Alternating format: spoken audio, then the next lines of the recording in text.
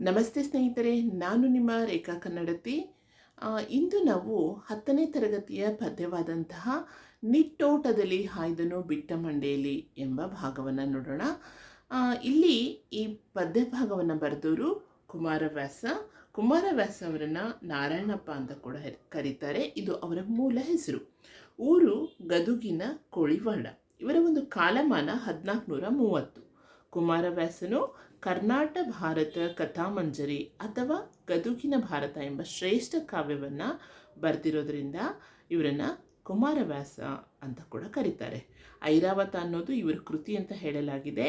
ಮತ್ತು ವ್ಯಾಸರು ಸಂಸ್ಕೃತದಲ್ಲಿ ರಚಿಸಿರುವ ಮಹಾಭಾರತವನ್ನು ನಾರಾಯಣಪ್ಪ ಕನ್ನಡದಲ್ಲಿ ಬರೆದಿರೋದ್ರಿಂದ ಆ ಒಂದು ಕುಮಾರವ್ಯಾಸ ಅನ್ನೋ ಒಂದು ಹೆಸರು ಇವ್ರಿಗೆ ಕೂಡ ಬರುತ್ತೆ. ಹಾಗೆಯೇ ಇಲ್ಲಿ ಕಾವ್ಯದ ಉದ್ದಕ್ಕೂ ರೂಪಕಾಲಂಕಾರವನ್ನು ಬಹಳವಾಗಿ ಬಳಸಿದ್ದಾರೆ. ಹಾಗಾಗಿ ಇವರನ್ನು ರೂಪಕ ಸಾಮ್ರಾಜ್ಯ ಚಕ್ರವರ್ತಿ ಅಂತ ಕೂಡ ಕರೀತಾರೆ. ಗದುಗಿನ ಭಾರತ ಭಾಮಿನಿ ಷಟ್ಪದಲ್ಲಿದೆ. ಇದು ತುಂಬ ಮುಖ್ಯವಾದ ಅಂಶ, ನೀವು ನೆನ್ಪಿಟ್ಕೊಳ್ಳಿ. ಗದುಗಿನ ಭಾರತ ಯಾವ ಷಟ್ಪದಲ್ಲಿದೆ ಅಂತ ಕೇಳ್ಬೋದು. ಸೊ ಹಾಗಾಗಿ ಭಾಮಿನಿ ಷಟ್ಪದಿ. ಪ್ರಸ್ತುತ ಈ ಪದ್ಯವನ್ನು ಗದುಗಿನ ಭಾರತದಿಂದ ಆಯ್ದುಕೊಳ್ಳಲಾಗಿದೆ.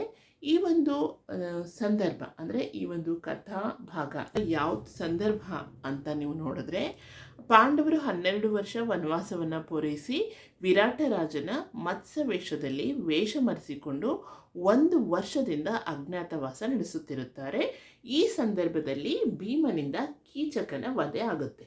ಈ ವಿಚಾರ ದುರ್ಯೋಧನನಿಗೆ ತಿಳಿದು ಪಾಂಡವರನ್ನು ಪತ್ತೆ ಹಚ್ಚುವ ಸಲುವಾಗಿ ವಿರಾಟ ರಾಜನ ಮೇಲೆ ದಾಳಿ ನಡೆಸಿ ಆತನ ಗೋವುಗಳನ್ನು ಅಪಹರಿಸುತ್ತಾನೆ.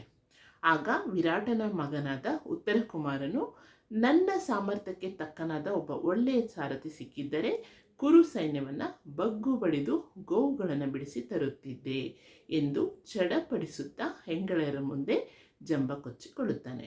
ಹಾಗಿದ್ರೆ ಇದು ಯಾವ ಸಂದರ್ಭ ಅಂತ ಹೇಳಬೇಕಂದ್ರೆ, ನಿಮಗೀಗಾಗಲೇ ಮಹಾಭಾರತ ಗೊತ್ತು. ಮಹಾಭಾರತದಲ್ಲಿ ಪಾಂಡವರ ಕೌರವರ ನಡುವೆ ಅನೇಕ ರೀತಿಯ ವೈಮನಸ್ಸಿರುತ್ತೆ. ಅವು ಎಲ್ಲಿಗೆ ಹೋಗ್ತವೆ ಅಂದರೆ ಒಬ್ರನ್ನ ಒಬ್ಬರು ಕೊಂದು ಹಾಕುವಷ್ಟು ಹೋಗುತ್ತೆ. ಕೊನೆಗೆ ಪಗಡೆ ಆಟದಲ್ಲಿ ಪಾಂಡವರನ್ನು ಕೌರವರು ಕುತಂತ್ರದಿಂದ ಸೋಲಿಸ್ತಾರೆ ಮಕ್ಕಳೇ. ಸೊ ಹಾಗೆ ಸೋಲಿಸಿದ ಮೇಲೆ ಪಾಂಡವರಿಗೆ ಯಾವ ರೀತಿ ಶಿಕ್ಷೆ ಆಗುತ್ತೆ ಅಂದರೆ 12 ವರ್ಷ ವನವಾಸ, 1 ವರ್ಷ ಅಜ್ಞಾತವಾಸ. 12 ವರ್ಷ ವನವಾಸ ಅವರು ಕಾಡಲ್ಲಿ ಅರಣ್ಯದಲ್ಲಿ ಅಲ್ಲಿ ಸುತ್ತಿ ಒಂದು ಋಷಿ ಆಶ್ರಮದಲ್ಲೆಲ್ಲ ಇರ್ತಾರೆ. ಆಗ ಯಾರ ಕಣ್ಣಿಗಾದರೂ ಅವರು ಕಾಣಿಸ್ಕೋಬಹುದು, ತೊಂದರೆ ಇರೋದಿಲ್ಲ. ಆದರೆ 1 ವರ್ಷ ಅಜ್ಞಾತವಾಸ ಅನ್ನೋದೇನಿರುತ್ತಲ್ಲ, ಅದು ತುಂಬ ಕಠಿಣವಾದಂಥದ್ದು. ಯಾಕೆ ಅಂದರೆ ಅಕಸ್ಮಾತಾಗಿ ಪಾಂಡವರು 1 ವರ್ಷ ಅಜ್ಞಾತವಾಸದಲ್ಲಿ ಏನಾದರೂ ಕೌರವರಿಗೆ ಗೊತ್ತಾದರೆ, ಇವರೇ ಪಾಂಡವರು ಅಂತ ಅವರನ್ನೇನಾದರೂ ಇವರು ಐಡೆಂಟಿಫೈ ಮಾಡಿದ್ರೆ ಮತ್ತೆ ಮುಂದೆ 12 ವರ್ಷ ವನವಾಸ ಮಾಡಬೇಕು ಅನ್ನೋ ಒಂದು ರೂಲ್ಸ್ನ ಅವರು ಪಗಡೆ ಆಟದಲ್ಲಿ ಹಾಕ್ಕೊಂಡಿರ್ತಾರೆ. ಸೊ ಹಾಗಾಗಿ ಆ 12 ವರ್ಷ ಹೇಗೋ ಕಳೆದು ಬಿಡ್ತಾರೆ ಪಾಂಡವರು. ಆದರೆ ಈ 1 ವರ್ಷ ಅಜ್ಞಾತವಾಸವನ್ನು ಎಲ್ಲರೂ ತಮ್ಮ ಒಂದು ಪರಿಚಯವನ್ನು ಅಂದರೆ ತಮ್ಮ ಗುರುತು ಸಿಗದೇ ಇರೋ ಹಾಗೆ ಮಾರುವೇಷದಲ್ಲಿ ಎಲ್ಲಿ ಹೋಗ್ತಾರಪ್ಪ ಅಂತ ಅಂದರೆ ವಿರಾಟ ರಾಜನ ಒಂದು ಆಸ್ಥಾನಕ್ಕೆ ಹೋಗಿ ಇರ್ತಾರೆ. ಪ್ರತಿಯೊಬ್ಬರೂ ಒಂದೊಂದು ರೀತಿಯಲ್ಲಿ ವೇಷವನ್ನು ಮರೆಸ್ಕೊಂಡು ಇರ್ತಾರೆ. ಇಂತಹ ಸಂದರ್ಭದಲ್ಲಿ ಭೀಮನಿಂದ ಕೀಚಕನ ವಧೆ ಆಗುತ್ತೆ. ಯಾಕೆ ಭೀಮನಿಂದ ಕೀಚಕನ ವಧೆ ಆಗುತ್ತೆ ಅಂದರೆ, ಕೀಚಕ ದ್ರೌಪದಿಯನ್ನು ಮದುವೆ ಆಗಬೇಕು ಅಂತ ಇಷ್ಟಪಡ್ತಾನೆ. ಸೊ ಭೀಮ ಅಲ್ಲೇ ಇದ್ದು ತನ್ನ ಹೆಂಡತಿಯನ್ನು ರಕ್ಷಣೆ ಮಾಡೋಕ್ಕೋಸ್ಕರ ಅಂದರೆ ದ್ರೌಪದಿಯನ್ನು ಕಾಪಾಡೋದಕ್ಕೋಸ್ಕರ ಅವನು ಕೀಚಕನನ್ನು ವಧೆ ಮಾಡ್ತಾನೆ. ಕೀಚಕ ಸಾಮಾನ್ಯ ಅಲ್ಲ, ತುಂಬ ಬಲಿಷ್ಠವಾದಂಥ ರಾಕ್ಷಸ. ಸೊ ಹಾಗಾಗಿ ಅವನನ್ನು ಕೊಲ್ಲೋದು ಸಾಮಾನ್ಯರಿಂದ ಸಾಧ್ಯ ಇರಲಿಲ್ಲ. ಯಾವಾಗ ಒಬ್ಬ ಅಡುಗೆ ಭಟ್ಟ, ಯಾಕೆಂದರೆ ಭೀಮ ಅಲ್ಲಿ ಒಬ್ಬ ನಳಪಾಕನಾಗಿ ಅಂದರೆ ಅಡುಗೆ ಮಾಡುವವನಾಗಿ ಸೇರಿಕೊಂಡಿರ್ತಾನೆ ವಿರಾಟ ರಾಜನ ಸಾಮ್ರಾಜ್ಯದಲ್ಲಿ.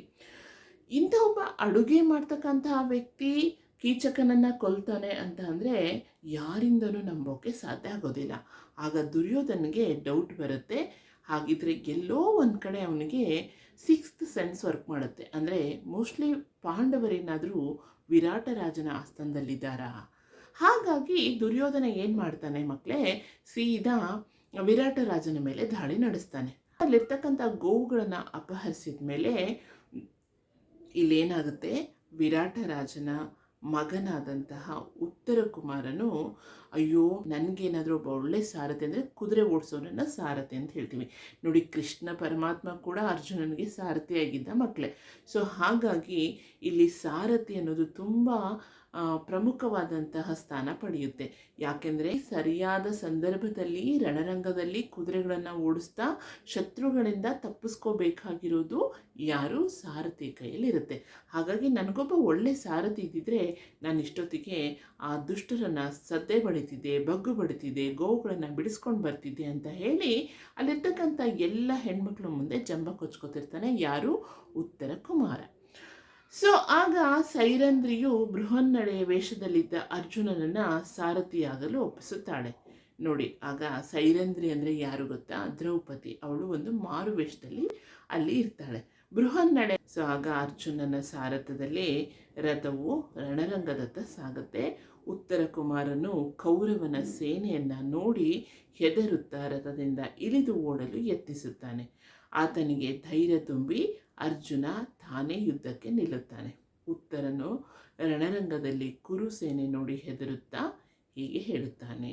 ಸೊ ಇದೇ ಅದರ ಮುಂದಿನ ಭಾಗ ಮಕ್ಕಳೇ. ಅಂದರೆ ಬೃಹನ್ನಳೆಯ ವೇಷದಲ್ಲಿರ್ತಕ್ಕಂಥ ಅರ್ಜುನನೇ ಮುಂದೆ ಯುದ್ಧವನ್ನು ಮಾಡ್ತಾನೆ. ಯಾಕೆಂದರೆ ಆ ಕೌರವರ ಒಂದು ಸೈನ್ಯವನ್ನು ನೋಡಿ ಯಾರು ಹೆದರ್ಕೋತಾರೆ? ಉತ್ತರ ಕುಮಾರ. ನೋಡಿ, ಅವನಿಗೆ ಉತ್ತರ ಕುಮಾರ ಅನ್ನೋದೇ ಅದಕ್ಕೆ. ಸುಮ್ಮನೆ ಅಲ್ಲಿರ್ತಕ್ಕಂಥ ಹೆಣ್ಮಕ್ಳ ಮುಂದೆ ನಾನೇ ಶೂರ, ನಾನೇ ಧೀರ, ನನ್ನಂಥ ಈ ವೀರ ಪರಾಕ್ರಮ ಯಾರೂ ಇಲ್ಲ ಅಂತ ಹೊಗಳ್ಕೋತಾ ಕೂತಿರ್ತಾನೆ. ಆಗ ಯುದ್ಧಕ್ಕೆ ಕಳಿಸ್ತಾರೆ ಬೃಹನ್ನಳೆಯನ್ನು, ಅಂದರೆ ಅರ್ಜುನನನ್ನು ಸಾರಥಿಯನ್ನಾಗಿ ಮಾಡಿ. ಆದರೆ ರಣರಂಗಕ್ಕೆ ಕಾಲಿಡ್ತಿದ್ದ ಹಾಗೆಯೇ ಅಲ್ಲಿನ ಒಂದು ಸೈನ್ಯವನ್ನು ನೋಡಿ ಥರ ನಡುಗೋಕ್ಕೆ ಸ್ಟಾರ್ಟ್ ಮಾಡ್ತಾನೆ. ಅಲ್ಲಿಂದ ಇಳಿದು ಓಡಿ ಹೋಗೋಕ್ಕೆ ಪ್ರಯತ್ನ ಪಡ್ತಾನೆ, ತಪ್ಪಿಸ್ಕೋತಾನೆ. ಆದರೆ ಅರ್ಜುನ ಅವನನ್ನು ಹಿಡ್ಕೊಂಡು ಬಂದು ಮತ್ತೆ ಕುಂದ್ರಿಸಿ ತಾನೇ ಯುದ್ಧವನ್ನು ಪ್ರಾರಂಭ ಮಾಡ್ತಾನೆ. ಆಗ ಏನು ಹೇಳ್ತಾನೆ ಉತ್ತರ ಕುಮಾರ ಅನ್ನೋದೇ ಇದರ ಒಂದು ಮುಂದಿನ ಭಾಗ. ಹಾಗಿದ್ರೆ ನಾವು ಮುಂದಿನ ವಿಡಿಯೋದಲ್ಲಿ ಪಾಠ ಪ್ರವೇಶ ಹಾಗೂ ಪದ್ಯದ ವಿವರಣೆಯನ್ನು ನೋಡೋಣ ಮಕ್ಕಳೇ.